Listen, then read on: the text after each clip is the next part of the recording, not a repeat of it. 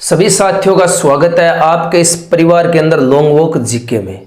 साथियों, अक्सर हम राजस्थान सरकार की जो भी भर्तियां होती है उस भर्तियों का फॉर्म भरते समय ई मित्र में जब हम फॉर्म भरवाने जाते हैं तो वहां पर हमसे एक बेसिक सवाल पूछा जाता है कि आप टीएसपी एरिया से हो या नॉन टीएसपी एरिया से।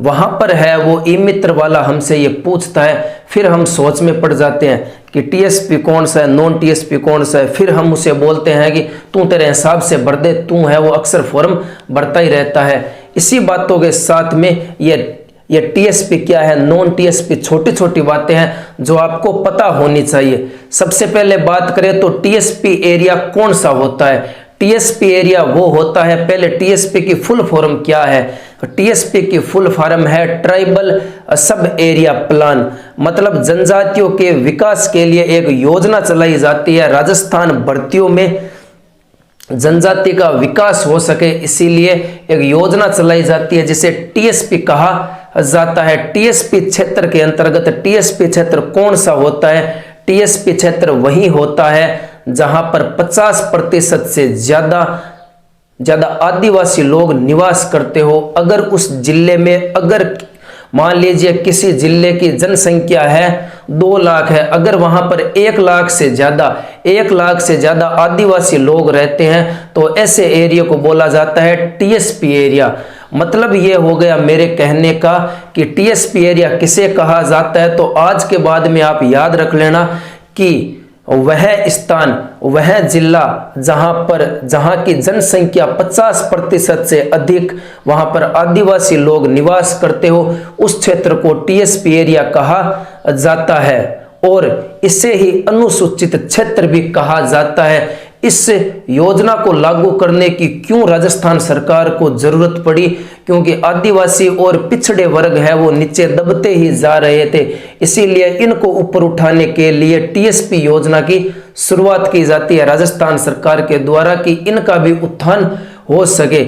इसीलिए इनको सरकारी जो भी भर्तियां होती है इसमें विशेष छूट दी जाती है। जो टीएसपी एरिया के कैंडिडेट होते हैं उन कैंडिडेट पर सिर्फ टीएसपी एरिया वाला कैंडिडेट ही लग सकता है। जैसे राजस्थान सरकार के अंदर राजस्थान सरकार ने कह दिया कि टीएसपी एरिया के 2500 पद हैं, तो 2500 पदों पर भैया टीएसपी एरिया वाला बंदा ही लग सकता है और वहां पर नॉन टीएसपी एरिया वाला बंदा नहीं लग सकता। ये बात है वो साफ साफ इसमें लिखी गई है। अब देखिए मेरे साथ में टीएसपी, जैसे टीएसपी का होता है ट्राइबल सब एरिया प्लान, ये मैंने आपको बता दिया कि 50% से ज्यादा जनसंख्या अगर कहीं पर आदिवासी हो तो उस क्षेत्र को क्या बोला जाता है, टीएसपी बोला जाता है।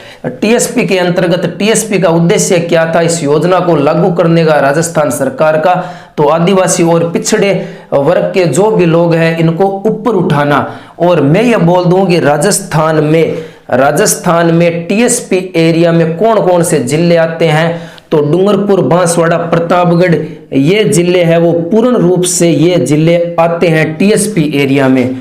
और भी राजस्थान के ऐसे जिले हैं जिनके गांव और तहसीलें भी इसी टीएसपी एरिया के अंतर्गत आती है, तो उदयपुर, सिरोही, राजसमंद, चित्तौड़, पाली, जो इन जिलों की कुछ तहसील और कुछ गांव ही अनुसूचित क्षेत्र के अंतर्गत आते हैं, टीएसपी के अंतर्गत आते हैं। और बांसवाड़ा, डूंगरपुर, प्रतापगढ़ ये तो पूर्ण रूप से ही इसी टीएसपी एरिया के अंतर्गत आते हैं। उसके बाद में नॉन टीएसपी बाकी बचा हुआ क्षेत्र हो गया नॉन टीएसपी, जहां पर 50% से ज्यादा आदिवासी लोग निवास नहीं करते हैं। उस क्षेत्र को क्या बोला जाता है, नॉन टीएसपी बोला जाता है। टीएसपी वालों को एक विशेष छूट दी जाती है। जैसे मैं हूं नॉन टीएसपी का, तो मैं भैया टीएसपी में फॉर्म नहीं भर सकता। अगर मैंने फॉर्म भर दिया तो मेरा फॉर्म हो जाएगा रिजेक्ट, ठीक है।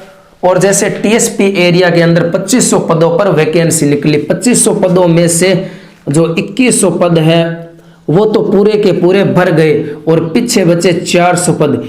क्या इस 400 बचे हुए पदों पर नॉन टीएसपी एरिया वाला कैंडिडेट यहां पर इस बचे हुए पद में शामिल हो सकता है क्या? नहीं हो सकता भैया। ये जो 400 बचे हुए पद है, जब राजस्थान पुलिस की अगली वैकेंसी आएगी तो अगली वैकेंसी के अंदर इन 400 पदों को किस में जोड़ दिया जाएगा? टीएसपी एरिया के अंदर जोड़ दिया जाएगा। यहां पर नॉन टीएसपी वाला बंदा नहीं लग सकता। अगर मैं बात करूं कि नॉन टीएसपी की अगर कोई महिला है, नॉन टीएसपी की अगर कोई महिला है, अगर वो जाकर डूंगरपुर, बांसवाड़ा, प्रतापगढ़, उदयपुर, सिरोही, राजसमंद, चित्तौड़, पाली इस एरिया के अंदर जाकर किसी भी व्यक्ति से शादी करती है तो फिर वो इस टीएसपी एरिया वाले के अंदर जो भी योजनाएं, जो भी प्लान चल रहे हैं, इनका लाभ उठा सकती है। फिर वो महिला थी किसकी? नॉन टीएसपी की थी, लेकिन वो शादी किससे कर ली? टीएसपी वाले कैंडिडेट से शादी कर ली। फिर वो टीएसपी वाले एरिया के अंदर सरकारी फॉर्म भर सकती है और यहां पर चल रही योजनाओं का लाभ भी वो महिला आसानी से उठा सकती है। ये बात आपको याद रख, ये सरकार के द्वारा फैसला लिया जाता है कि नॉन टीएसपी की महिला अगर टीएसपी एरिया वाले व्यक्ति से शादी करती है तो वो टीएसपी एरिया के अंतर्गत जो भी योजनाएं चल रही है उन योजनाओं का लाभ उठा सकती है। यह थी जानकारी बिल्कुल एकदम बेसिक है। टीएसपी और नॉन टीएसपी। टीएसपी 50% से ज्यादा जनसंख्या अगर कहीं पर आदिवासी हो तो उस क्षेत्र को क्या बोला जाता है? टीएसपी बोला जाता है। टीएसपी एरिया के अंदर जो पद रिजर्व रखे जाते हैं उन पदों पर सिर्फ टीएसपी एरिया वाला कैंडिडेट ही लग सकता है। नॉन टीएसपी वाला टीएसपी में नहीं जा सकता। तो मैं फॉर्म भी नहीं भर सकता टीएसपी एरिया वाले में। अगर मैंने फॉर्म भर दिया तो मेरा फॉर्म रिजेक्ट हो जाएगा, इसीलिए फॉर्म नहीं भर सकता मैं। अगर कोई नॉन टीएसपी की महिला अगर टीएसपी एरिया में जाकर शादी करती है तो फिर वो महिला है वो टीएसपी एरिया के अंतर्गत जो भी योजनाएं चल रही है और जो भी टीएसपी एरिया के अंदर विशेष छूट दी गई है उन सभी का फायदा है वो महिला उठा सकती है। ये थी आज की जानकारी। आपको कैसी लगी कमेंट करके जरूर बताना। आप अपने दोस्तों में भी इसे शेयर करना ताकि ये बात आपको पता होनी चाहिए कि टीएसपी किसे बोला जाता है, नॉन टीएसपी किसे बोला जाता है। मिलते हैं कुछ नई जानकारी के साथ में, तब तक के लिए जय हिंद, जय भारत।